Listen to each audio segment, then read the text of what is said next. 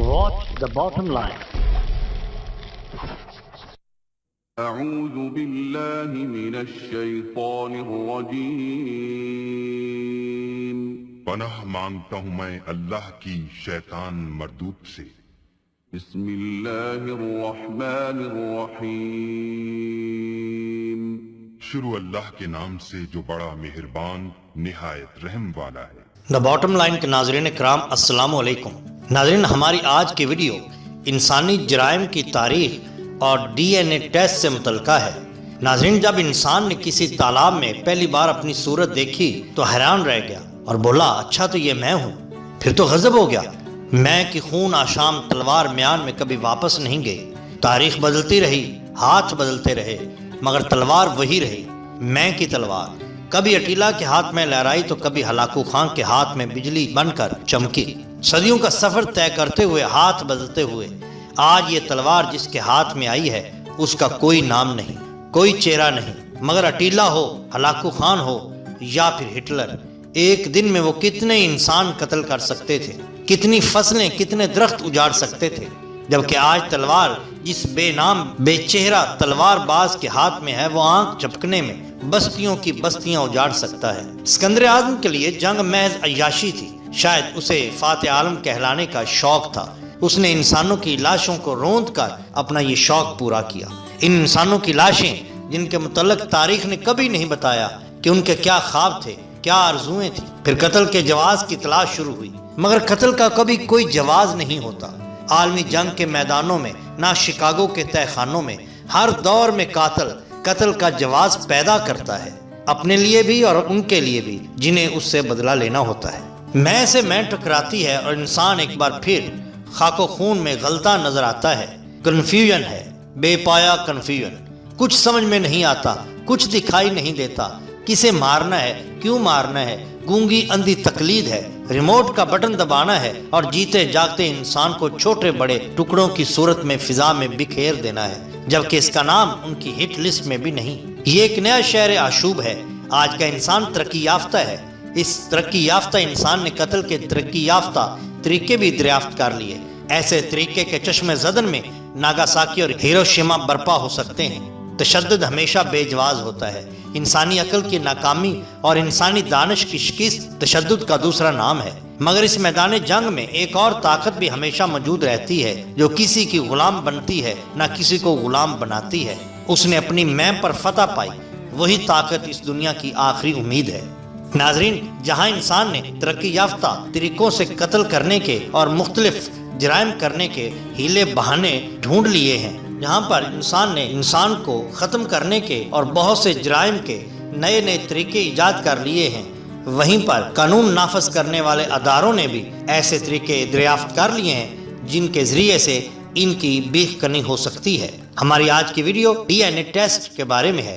یہ ڈی این اے ٹیسٹ کیا ہے اور کیسے کیا جاتا ہے، اور یہ کیسے ان جرائم کی چھان بین کرتا ہے اور ان مجرموں کا حوال بتاتا ہے اور ان کو گرفت میں لاتا ہے جو کہ اپنے طور پر جدید طریقے اختیار کر کے جرائم کرتے ہیں۔ ناظرین کرام، ڈی این اے یعنی کہ ڈی آکسی رائبو نیوکلک ایسڈ انسانوں اور تمام جانداروں کے جسم میں پایا جانے والا وراثتی مادہ ہے۔ انسانی جسم کی اکائی سیل یونی خلیہ ہوتی ہے۔ اس خلیے کے درمیان میں نیوکلس پایا جاتا ہے جس کے اندر ڈی این اے ہوتا ہے۔ انسانی جسم کے تمام خلیوں میں ایک جیسا ہی ڈی این اے پایا جاتا ہے۔ ہر انسان کا ڈی این اے دوسرے انسان سے بالکل الگ اور مختلف ہوتا ہے۔ ہر انسان اپنے ڈی این اے کا 50% حصہ اپنی والدہ سے وصول کرتا ہے اور بقیہ 50% اپنے والد سے۔ ان دونوں ڈی این اے کے مخصوص مرکب سے انسان کا اپنا ڈی این اے بنتا ہے۔ ڈی این اے میں انسان کے بارے میں سب معلومات ہوتی ہیں، مثلا اس کی جنس، اس کے بالوں کا رنگ، آنکھوں کا رنگ، سونے کے اوقات، عمر اور جسمانی ساخت وغیرہ۔ اس کے علاوہ اس انسان کو کون کون سی بیماریاں لاحق ہیں یہ بھی اس کے ڈی این اے سے معلوم کیا جا سکتا ہے۔ ڈی این اے ٹیسٹ کیسے کیا جاتا ہے، سوال یہ ہے۔ تو ناظرین، جس شخص کا بھی ڈی این اے ٹیسٹ مقصود ہو، اس کا بال، خون، ہڈی اور گوشت یا ان میں سے کسی ایک چیز کا نمونہ لیا جاتا ہے۔